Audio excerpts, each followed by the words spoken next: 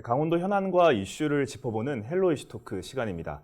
최근 도내 부동산 시장에서 주택 매입 가격보다 전세 가격을 더 높게 받는 일명 마이너스 갭 거래가 성행을 하면서 세입자가 집주인으로부터 전세금을 제때 온전히 돌려받지 못하는 깡통 전세 우려가 커지고 있습니다. 오늘 헬로 이슈 토크에서는 최근 도내에서 발생하고 있는 깡통 전세 사례와 주의사항에 대해서 정별림 변호사와 함께 살펴보도록 하겠습니다. 정별림 변호사님 스튜디오에 나와 계십니다. 안녕하십니까? 네, 안녕하세요. 정별림 변호사입니다. 네, 반갑습니다. 마이너스 갭 거래 혹은 이제 의도치 않게 집값이 하락을 하면서 발생한 그 역전세로 인해서 최근 이제 깡통 전세의 발생 우려가 높아지고 있습니다. 먼저 깡통 전세가 뭔지 알기 쉽게 좀 설명을 해주신다면 어떻게 좀 설명해 주실까요? 네, 깡통 전세라는 것은 전세값이 주택의 매매 가격보다 높거나 비슷한 수준의 매물을 말합니다. 보통 전세값하고 그 해당 주택을 담보로 받은 대출금을 더했을 때 그 금액이 매매 가격의 한 70~80% 정도에 해당하는 경우에는 깡통 전세로 의심을 할 수가 있습니다.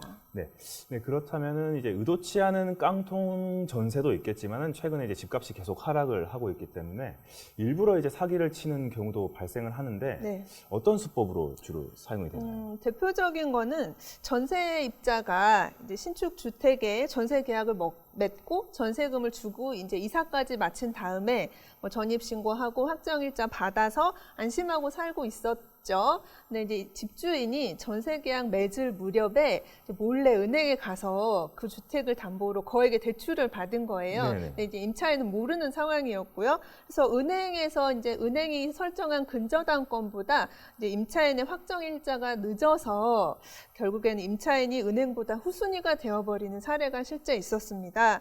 그러면 이제 이 주택이 경매로 넘어갔을 경우에 은행이 돈을 다 받아간 다음에 남는 금액으로 전세금을 받을 수가 있기 때문에 현실적으로는 전세금을 받지 못하게 될 가능성이 매우 높아지는 거죠. 이런 사례는 집주인이 의도적으로 전세금 떼어먹으려고 작정을 한 경우예요. 그런 식의 이제 사기 거래가 거액의 거래 경험을 해본 적이 많지 않은 이제 청년층, 주로 이제 사회 초년생들이 이제 타겟이 된다는 얘기가 많은데요. 주요 타겟층이나 자주 발생하는 주택의 유형도 있을까요? 네, 있습니다. 보통 전세 사기는 매매가 대비 전세가 비율을 전세가율이라고 하는데요. 이 전세가율이 높은 권역에서 주로 발생을 하고요. 특히 매매 거래 건수가 없는 이제 신축 빌라에서 이용하는 경우가 많습니다.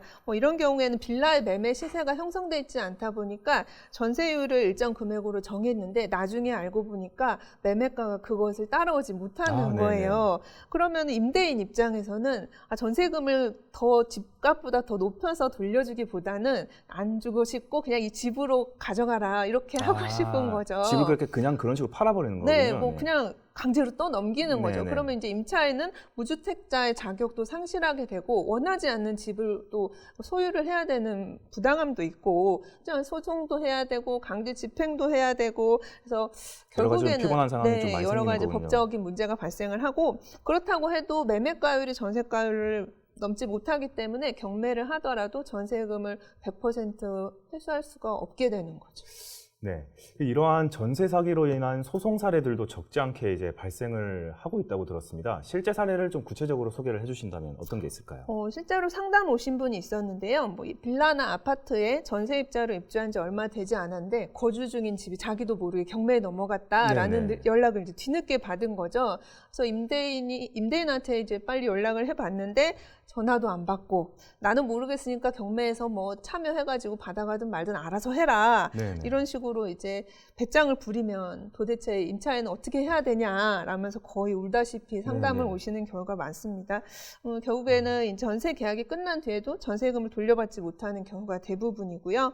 깡통 전세든 전세 사기든 어쨌든 임차인이 전세금 돌려받으려면 임대인 상대로 전세금 반환 청구 소송을 한 다음에 확정일자 받고 주택에 경매 신청해가지고 거기서 받아야 되고 또 임대인은 다른 재산을 찾아서 경매 신청을 해야 되는 복잡한 과정을 거쳐야 하거든요. 근데 임차인 입장에서는 전세금이 전 재산이잖아요. 전 재산이나 다름없는 보증금을 돌려받지 못해서 좀 속을 끓이는 사례가 실제로 매우 많습니다.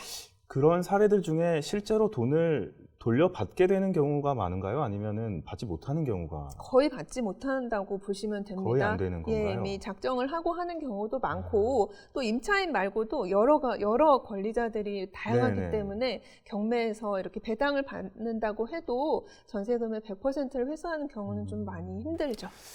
알겠습니다. 그렇다면 이제 깡통 전세 외에도 다양한 전세 사기 유형이 있다고 들었습니다. 이게 한마디로 나쁜 짓 하는 거는 굉장히 방법이 많다 이렇게 볼 수가 있겠는데 어떤 방법들이 좀 있을까요? 결국에는 집주인이 보증금을 떼먹는 경우죠. 깡통 전세가 대표적일 테고요. 또 무자본 갭 투자라고 해서 실제로 지방의 한 원룸을 임대하는 임대업자가 갭 투자로 원룸 한 180여 채 가량 180 네, 개요? 갭 투자로 해서 결국에는 보증금을 들고 달아난 사례도 있었고요. 부동산에 얽힌 여러 복잡한 권리 관계를 허위로 고지를 해서 계약을 체결한다든지 또 주택에 월세로 살고 있는 사람이 집주인인 것처럼 행세를 해서 오히려 다른 사람한테 네네. 전세금을 받고 도망을 간다든지 아니면 원룸 관리인이 위임받은 범위를 초과를 해서 이제 계약을 하거나 허위로 보증보험을 가입시킨다든지 또 심한 경우에는 부동산 중개업자가 집주인하고 짜고 허위 매물을 소개해서 또 보증금을 또 편취하는 경우도 네네. 있었습니다. 그렇다면 이제 중개업자랑 집주인이 짜고 한다는 거는 진짜 마음을 먹고 이제 사기를 치겠다고 하는 건데 네, 이런 그렇죠. 경우에는 사실 이게 알아차리기가 좀 쉽지가 않을 것 같은데요. 임차인이 오히려 저는 그런 경우가 좀 많아요, 실제로. 그래서 직접 확인하고 꼭 중개업자만 믿고 중개업자가 주는 서류만 믿을 게 네네. 아니라 직접 등기부 등본도 확인해보고 또 부동산 가서 시세도 확인해보고 임차인이 직접 확인하는 절차를 좀 거치셨으면 좋겠어요. 결국에는 이제 자기 자신이 스스로 좀 확인을 하는 것밖에는 큰 방법이 없다는 맞습니다. 말씀이시죠? 네, 알겠습니다. 이러한 전세 사기를 당한 경우, 확인을 했지만은 어쩔 수 없이 당했을 때 가장 먼저 어떤 조치를 좀 취해야 할까요? 이렇게 전세 사기 피해가 발생을 한 경우에는 사후의 구제가 매우 어렵습니다. 그래서 사전에 전세가 비율도 확인을 하고 정확한 시세나 정확한 권리 관계를 직접 확인하는 주의가 필요합니다. 그리고 전세금 이렇게 돌려받지 못해서 사기 당한 경우에는 빨리 강제 집행 같은 절차를 취하셔야 되기 때문에 저 같은 법률 전문가를 네네네. 통해서 얼른 상담 받고 법적인 절차를 밟으셔야겠습니다. 알겠습니다. 그렇다면 이제 전세 계약이 끝났는데 보증금을 받지 못하는 경우 이제 내 살림을 전부 뺏어도 안 된다 이렇게 또 설명하시는 분들이 있더라고요. 이거는 어떤 이유 때문이죠? 네, 맞습니다. 우리 주택임대차보호법은 주택의 인도, 확정일자, 전입신고까지 해야지 이 보증금을 다른 제3자한테 대항할 수 있는 대항력을 인정을 하고 있거든요. 네. 그래서 만약에 임차인이 전세금 돌려받지 못한 상태에서 이사를 나가버리면 이 주택의 인도라는 대항력을 상실하게 되는 거예요. 자기 권리가 없어진다는 그렇죠. 말씀이시죠? 그래서 대항력을 상실하지 않기 위해서는 법원에 임차권 등기 명령 신청을 하시면 됩니다. 네네. 그러면 그 사람의 임차권이 등기부에 등재가 되거든요. 등재된 이후에는 보증금 돌려받지 못해도 이사를 해도 대항력을 상실하지 않기 때문에 꼭 기억하셨으면 좋겠어요. 알겠습니다. 깡통 전세 사기는 사기라고는 부르고는 있지만은 안타깝게도 이 가해자 처벌을 하기가 쉽지 않다고 들었는데 어떤 이유 때문에 그렇습니까? 이 사기죄라는 게 전세 계약을 할 당시부터 내가 이 전세금을 떼먹어야겠다, 사기를 쳐야겠다 이런 식으로 좀 고의를 가지고 있어야 되거든요. 네네. 근데 많이 들어보셨을 텐데 사기죄의 고의라는 게 입증하는 게 쉽지가 않습니다. 네, 맞습니다. 그리고 집주인이 처음에는 정상적으로 전세 계약을 했는데 나중에 사정 변경이 발생해서 전세금을 못 돌려주는 경우도 있거든요. 이렇게 집주인의 사기의 고의를 입증하는 게 좀 매우 어렵기 때문에 실제 사기죄로 성립돼서 처벌받는 경우는 좀 드물다고 할 수 있습니다. 그렇다면은 피해자 입장에서는 전세 보증금도 돌려받지도 못하고 가해자가 처벌받는 것도 볼 수가 없고 네, 어렵죠. 좀 안타까운 상황인데 때문에 이제 가장 중요한 게 역시 이제 피해가 발생하기 전에 예방을 하는 것일 텐데요.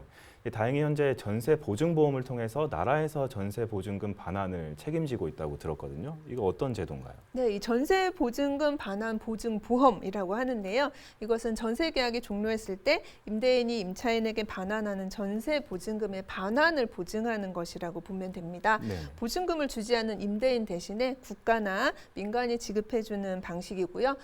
현재는 주택도시보증공사, 서울보증보험, 한국주택금융공사 이 세 곳 한도돼서 상품을 운용을 하고 있습니다. 그런데 이 공사마다 보증 금액이나 보증료율이 각각 다르기 때문에요. 보험 가입 조건을 잘 살펴서 내 상황에 맞는 곳을 통해서 네네. 보증보험을 가입을 하시면 됩니다. 알겠습니다. 그 보증 대상이 되는 주택도 따로 정해져 있다고 들었는데 그 어떤 종류의 주택들이 되는 건가요? 주거용으로 사용하는 모든 부동산이 해당된다고 보시면 되고요. 뭐 아파트, 연립주택, 뭐 다세대 주택, 뭐 오피스텔, 단독주택 다 포함이 됩니다. 근데 다만 이제 중요한 것은 전세 보증 보험의 한도가 주택 가격에서 이미 선순위 채권이 있는 경우에는 그 채권을 뺀 가격인데요. 이 보증을 받을 수 있는 금액은 보증 한도에서 보증인이 신청한 금액으로 결정이 됩니다. 그렇기 때문에 여기서 중요한 건 주택 가격이 얼마인지가 네네. 중요하잖아요. 이 주택 가격은 국토교통부 장관이 고시하는 공동주택 가격의 150%나 주변 공인중개사무소에서 조사한 시세 금액 중 하나로 선택해서 결정하시면 됩니다. 이 둘 중에 하나를 선택한다는 건 좀 높은 금액을 선택해야 된다는 그렇죠. 말씀이신 네. 거죠? 네. 알겠습니다. 혹시 아직 전세보증보험에 가입하지 않은 세입자들 중에서 이 기회에 가입을 해야겠다고 하는 분들이 있다면은 가입 기한이 따로 있는 겁니까? 네. 전세를 들어갔을 때? 네, 있습니다. 네. 보통 전세 계약 체결할 때 많이 하시는데요. 이렇지 않고 그 나중에라도 전세 계약 기간의 2분의 1이 경과하기 전에는 언제든 신청이 가능합니다. 뭐 예를 들면 전세 계약 기간이 2년이라면 1년이 지나기 전에 신청을 할 수가 있고요. 과거에는 이 보증보험 가입하려면 집주인 동의가 반드시 네, 필요했거든요. 근데 이게 폐지가 됐기 때문에 임차인 단독으로 신청할 수 있습니다. 아, 네. 그렇다면 1년이 지나신 분들은 어떻게 보면 절반을 넘겨버린 분들은 가입이 사실상 네, 어렵다는 그렇습니다. 말씀이시죠? 그 전에 꼭 챙겨야겠네요. 알겠습니다. 전세보증보험에 가입하지 않았을 경우에 피해가 발생한다면은 그렇다면은 따로 구제받을 수 있는 방법은 없습니까? 그런 경우에 따로 전세금을 보전해 주는 곳은 없습니다. 없군요. 예, 그래서 앞서 말씀드린 것처럼 뭐 전세금에 대한 소송을 해서 확정 판결 받은 다음에 경매 신청하거나 또 전세금에 대해서 전세권으로 등기를 해놓으면 조금 더 안전하게 전세금을 보장을 받을 수 있거든요. 전세계약 체결하면서 제가 전세권 설정 등기 하겠습니다. 이렇게 해서 집주인의 동의가 있으면 등기에 전세권 설정 등기가 올라가면 확정 판결 받지 않더라도 바로 전세권에 기해서 경매 신청이 가능합니다. 네네. 그 등기를 집주인이 허락을 해줘야만 할 수가 있는 건가요? 네, 그거는 그러면? 맞아요. 동의를 받아야 됩니다. 쉽지는 않을 것 같긴 한데. 네. 알겠습니다. 그렇다면 이외에 전세 거래를 할 때 어떤 점들을 좀 살펴봐야 변호사님을 찾을 일이 좀 없게 될까요? 네. 먼저 전세계약 전후로 등기부등본을 좀 직접 발급받아서 꼼꼼히 좀 확인을 하셔야 되고 전세계약 하러 나온 사람하고 등기부에 기재된 소유자가 동일인인지 반드시 네네. 확인하시고요. 대리인으로 나온 경우에는 집주인의 인감도장, 인감증명서, 위임장 반드시 확인하셔야 되고요. 그리고 임대인의 세금 체납 여부도 굉장히 중요하거든요. 이 해당 부동산에 부과된 재산세, 상속세, 종합부동세, 뭐 증여세 등은 국가에서 전세 보증금보다 먼저 가져가요. 네네. 그래서 만약에 뭐 부동산의 경매로 넘어갔을 때 전세금보다 세금이 먼저 네, 환수가 네. 되기 때문에 이 세금 체납 여부도 굉장히 중요하거든요. 그래서 임차인은 전세계약 체결하기 전에 국세청에서 미납 국세 열람 제도라고 해서 직접 네. 확인할 수가 있고요. 전세계약하면서 임대인한테 세금 완납 증명해 주세요 이렇게 얘기를 해서 완납 증명서 받는 것도 좋은 방법입니다. 실제 집주인의 세금 체납 여부를 이제 세입자가 확인을 할 수가 있는 네, 건가요? 그렇습니다. 그건 단독으로 확인할 수 있다는 네, 말씀이시죠? 그렇습니다. 알겠습니다. 그렇지만 이제 마음 먹고 사기를 친다고 하면은 이제 그거 당하기가 그걸 막아내기가 쉽지가 않은 게 네. 이제 집주인이 주택을 담보로 대출을 받았는데 아직 등기사항 증명서에 이게 잡혀 있지 않다거나 세입자가 전입신고하는 날에 맞춰서 집주인이 대출을 실행할 가능성도 네. 있는 거잖아요. 여기는 대비가 가능한 겁니까? 이런 상황에 대해서는. 좀 어려운 상황이긴 한데요. 그래도 최소한의 방어책은 잔금을 지급하고 보통 이사를 하잖아요. 네네. 그럼 잔금 지급하기 전에 직접 등기부등본을 발급을 받아서 확인을 하는 거예요. 보통은 이제 부동산 중개소에서 발급받아서 주잖아요. 근데 그러지 마시고 직접 확인을 해보시는 게 좋을 것 같고요. 이 등기부 발급이 어렵지가 않거든요. 인터넷에서 인터넷 등기소 치셔가지고 네네. 거기 가서 주소 입력하면 누구든지 확인이 가능합니다. 중개업자한테 맡겨놓지 마시고 직접 확인하셔야 될 것 같아요. 잔금 치르는 날 등기부 등본을 꼭 네. 확인을 해야 한다. 네. 알겠습니다. 이 부분 꼭 좀 기억을 하셨으면 좋겠고요. 전세 사기 피해 방지를 위한 법적인 안전장치 이게 강화가 될 필요성도 있을 것 같은데 변호사님이 보시기에는 어떤 점이 좀 강화가 돼야 될 것 같습니까? 방금 기자님 말씀하신 것처럼 전세 계약 체결하고 전세금 지급하고 이제 이사까지 하고 그 즉시 동사무소 가서 전입 신고하고 확정일자 받는 건 뭐 다들 아실 거예요.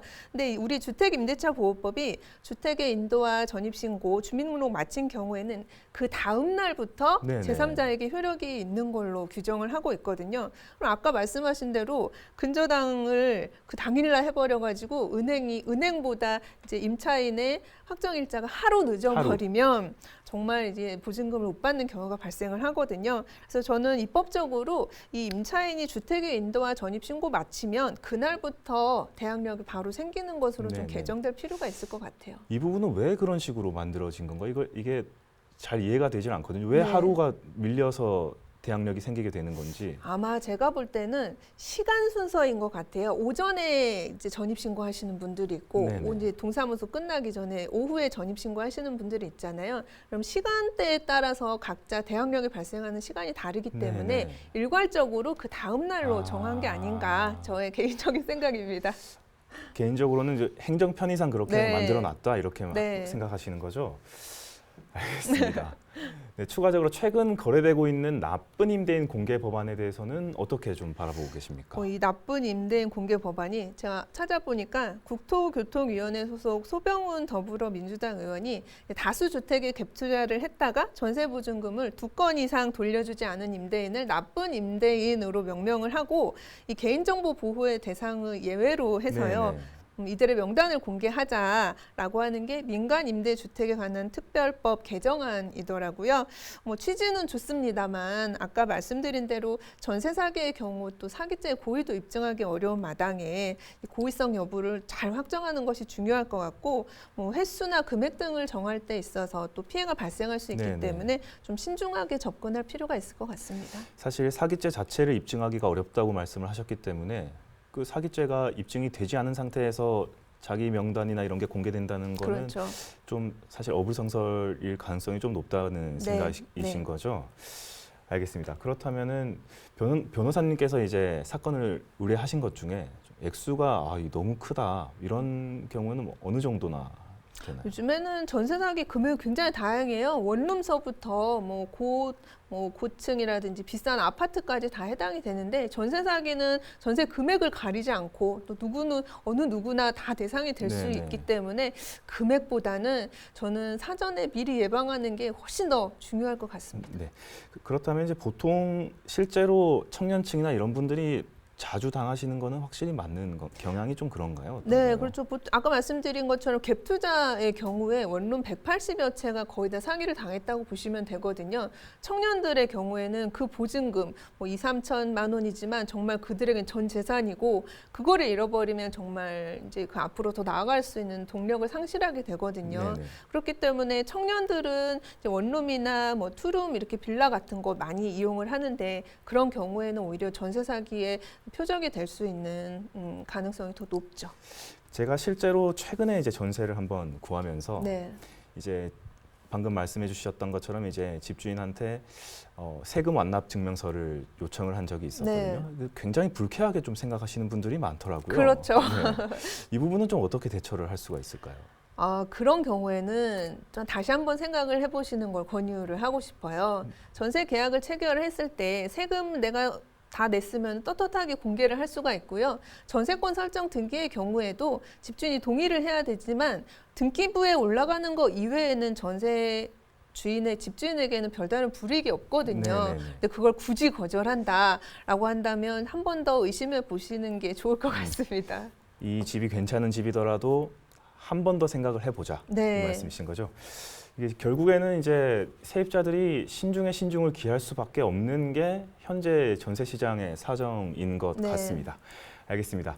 정별림 변호사와 함께한 헬로 이슈 토크 오늘은 여기서 마치겠습니다. 네, 오늘 말씀 감사합니다. 고맙습니다.